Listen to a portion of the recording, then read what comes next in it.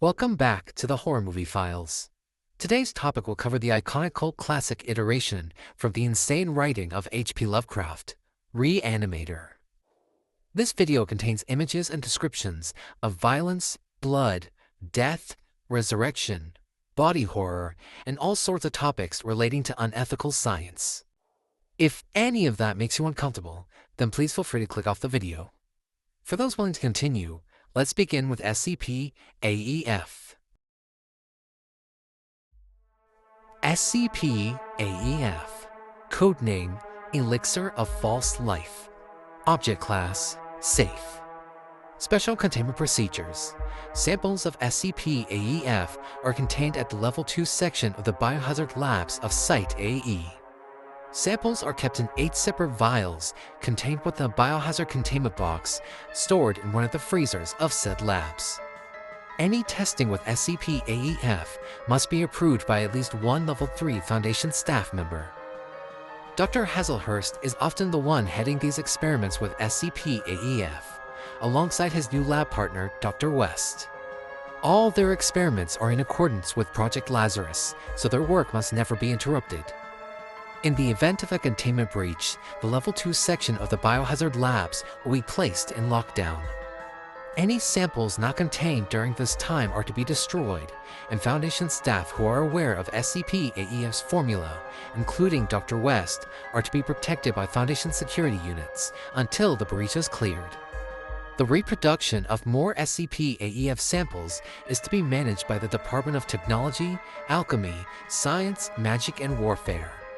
The DTASMW also has been given full authority to manage Project Lazarus and must review every experiment plan submitted by Dr. Hazelhurst and Dr. West. Description: SCP-AEF is an anomalous chemical with a glowing green texture quite similar to the liquid found in the glow stick.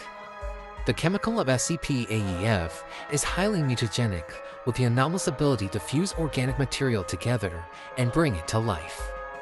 Testing has shown the chemical structure of SCP-AEF to be vastly complex and quite similar to what glutamate, adrenaline, and acetylcholine would look like if they were fused together, with some added elements. Despite these being common chemicals of the brain, they do not work well when fused into a single chemical and are not the only chemicals of the brain. This is believed to be the explanation for the volatile effects of SCP-AEF. SCP-AEF, despite its remarkable properties, is still a flawed chemical, one that possesses no regenerative capabilities, only reanimation. As such, when a corpse is injected with SCP-AEF, they'll be brought back to life with the body, and more importantly the brain, left with the same damage that caused their death. Naturally, this includes any form of necrosis that may occur in older corpses. Unfortunately, the result is often an undead corpse that feels no pain, a heavily damaged body, and has damage to the brain, leading to unpredictable behavior and violent tendencies. In a way, a corpse brought back to life by SCP-AEF is quite similar to a victim of SCP-008 infection. However, extensive testing has shown that certain corpses, mainly those that are fresh, can somewhat be resurrected properly with SCP-AEF, but not to 100%. Even those that show hints of their old memories returning become more devious personality-wise and more willing to act on their darker and hidden impulses that would normally be suppressed by social morality and human compassion. This result has been noted to be quite similar to the vile nature of SCP-AAH. There is also the interesting property of SCP-AEF that can fuse together dead body parts upon injection, with only basic stitching required. However, there is no benefit to this, as the resulted stitched corpse will share the pain and agony of all body parts and will quickly go insane, then fall apart afterwards. Finally, there's the problem of injecting too much SCP-AEF into a corpse, which causes the cells to multiply like crazy. The end result is the body mutating, with each cell becoming a living being, and each part of the body being able to control itself like a living animal, a true abomination to say the least, with an uncanny resemblance to SCP-AAD. SCP-AEF was discovered in 1985 when the University reported their hospital being flooded with attacks from patients, some of which were walking around despite being reported dead earlier that day. Foundation agents disguised as police officers went to investigate and found that the attacking patients really were dead, but still moving somehow. They continued their investigation during the chaos, and with pure luck found person of interest Herbert West under a pile of corpses mutated by SCP-AEF. He quickly revealed himself as the creator of SCP-AEF, to which Foundation agents took him into custody.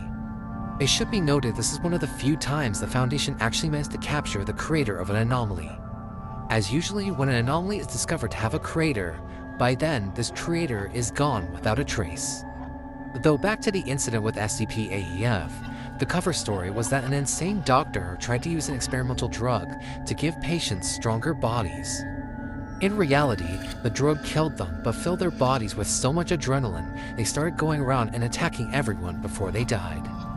This cover story was fed to the local media, while a Foundation cleanup crew later helped with the evacuation of the building and took down the reanimated corpses.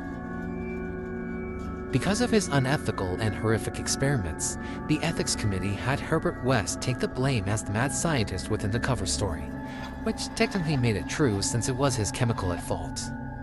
They also wanted to process him as a D-class. However, the OFAC Council saw the potential in SCP-AEF and instead had him processed in the Department of Strategic Redemption. He is now a Level 3 researcher within the Department of Universal Affairs, Afterlife Division, as well as the Department of Technology, Alchemy, Science, Magic, and Warfare. During his first few years at the Foundation, he quickly became friends with Dr. Hazelhurst, which to this day has been debated by Foundation staff as either shocking or inevitable. They both took a surprising interest in each other's works and combined their research in hopes of furthering each other's goals. It was actually the duo of Dr. West and Dr. Hazelhurst that proposed Project Lazarus, which was to see if it's possible to use anomalies to resurrect the dead. Any results from Project Lazarus would prove to advance Project Valhalla by nearly a century, so naturally the O5 Council gave their full support. Though Dr. West has proven himself to be able to keep up as a Foundation researcher, he has not changed in his ethical disregards, only in increasing the scale of his projects. Dr. West and his SCP-AEF chemical stand as a prime example as how far the Foundation is willing to go to maintain its control over the anomalous world. And that was SCP-AEF. Thank you to everyone for watching this video to the end. Please subscribe to the channel if you haven't already, as I'm trying to reach a goal of 200 subscribers. Be sure to click the bell to be notified about the shorts I post every weekday and videos I prepare every week. Also, don't forget to leave a like on the video and comment down below what you thought. All criticism is helpful to creators, so please don't hold back on your opinions. Though if you're only familiar with me on YouTube, please also follow me on Tumblr, as most of my projects are there, including all the latest files, tales, art pieces, and news about SCP horror movie files. Link will be in the description below. But if you're more interested in getting access to content early, please become a member of my Patreon. Just like the Shining Canyon, William Adams, and Cierra Hernandez, you'll get early access to 10 videos, 15 weeks worth of SCP Horror Movie Files content, view Patreon exclusive content, view my art, which I post daily, and be able to request what you want to make next. I update my Patreon daily and always announce major updates, so as a patron you'll never miss out. Link is also in the description. Thank you all again for watching, and hope you stick around as there's always more to come.